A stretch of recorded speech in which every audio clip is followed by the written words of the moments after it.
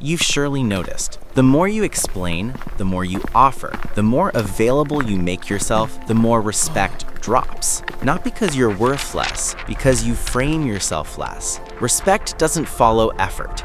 It follows the frame. In every exchange, there's a space, a void. Most people fill it by reflex. Justifications, details, add-ons, wrong reflex. That void is a weapon. Why? Because scarcity signals value. What's missing attracts. What overflows devalues. Announce one thing, then keep quiet. Your body wants to reassure, to justify, resist. In the silence, the other person evaluates by your rules, not by their panic. You may be asked, can you add this or make an effort on that? Saying yes to everything stretches your promise and shrinks your status. Giving more is doing a service. Giving less is taking a stand. So here is the law of the void. Strategically holding back information, options, access, concessions raises your perceived value and shifts the balance of power. You gain clarity, you refuse dilution. Look back. When respect wavered, had you given too much? Explained too much? Opened access too wide? Overabundance exhausts. Free of charge breeds doubt. Lack intrigues. Giving less isn't being stingy, it's turning fewer arguments into better architecture, fewer options into a cleaner decision, less availability into a stronger presence. Looks, breathing, silences. These aren't whims, they're framing choices. If you fill all the space, the other person controls the interpretation. If you keep some void there, you control. The promise is simple. Turn negotiations, relationships, concessions, deadlines into wins by mastering the frame of scarcity. Speak less, show better, let the void do its work.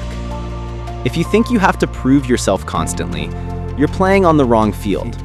Here we'll create a useful void, hold back without freezing up, and raise perceived value by talking less and framing more. Ready? We're going to dive a little deeper into the law of the void. The law of the void is simple. The void is not a lack, it's staging that gives weight to every word. The secret isn't to add more, it's to orchestrate. First pillar is information. Prioritize. One criterion, one proof. Then breathe. The pause becomes an amplifier. It installs competence and seriousness. Second pillar is availability. Always available means replaceable. Rarely available, but clearly means chosen. Set your time slots. Announce your lead times. Let the calendar work for you. Third pillar is options. Too many options, too much choice, and the decision dissolves. One path is enough, the essential. By removing the in-between, you relieve the mind and speed up the decision. Fourth pillar is concessions. No reflex giveaways. Let the other person reveal their priorities first. You negotiate on what's real, not on assumptions. Why does it work? Because scarcity signals value. Because limiting perceived freedom increases desire. Because the mind fills the blanks with the best for you. Two essential nuances. Empty is different than blurry. The void is held by criteria, not by fog. Rare is different than hostile. You can be warm, clear, and framed at the same time. Clearly, you don't win by speaking louder. You win by leaving room. You set the form. The decision follows. Keep this in mind. Speak less, show better, let the space do its work. Shall we continue? We're going to move from principle to concrete actions. How can we establish this framework in real life without forcing it and simply watch respect grow? Most people talk. Strategists frame. Content comes after. Why? Because the one who sets the field chooses the rules. And when the rules are clear, everything becomes simpler. To decide, to say no, to say yes. So, before you answer, set the field and say it from the start. We will evaluate based on 3 things. 1, 2, 3. Or, my criteria are 1 and 2. You still haven't given anything. You've just set the field. Show markers and replace justification with standards. I prioritize this or that. I only have 2 formats, 1 or 2. I move forward if such prerequisites are in place. These sentences don't beg for agreement. They draw the frame where agreement can exist. Yes, if A and B are present. Otherwise, it's not the right moment. You're not closing the door. You're raising the threshold. The clearer the threshold, the higher your value. A few everyday examples. Personal life, I already went out yesterday.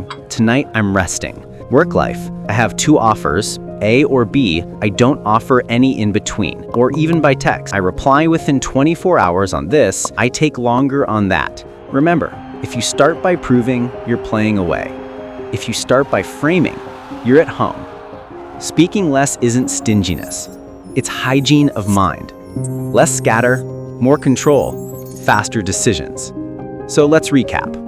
We first set the field, what we evaluate, then the criteria, what counts, plus the thresholds, what triggers an action.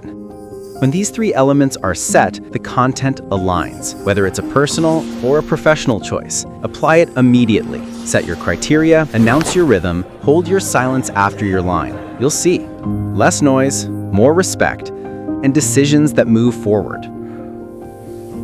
To conclude, the law of the void is not a rhetorical trick. It's hygiene. You set a frame, you leave a space, and in that space your value grows. Speaking less isn't hiding, it's choosing what matters. Say 2 things, not 10. Set a threshold, not excuses. Offer silence, not an empty hollow. The silence is not a lack. It is an invitation to think, to decide, to respect. Keep these 3 markers in mind. Clear criteria, simple choices, owned silences. The rest is just noise. When you simplify, you clarify. When you breathe, you take control. You set the frame, and naturally respect asserts itself.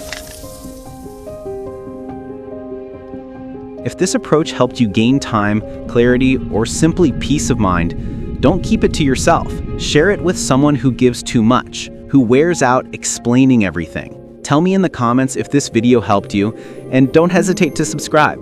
The next videos will go further, deeper, more useful. Less noise, more impact. We're in this together.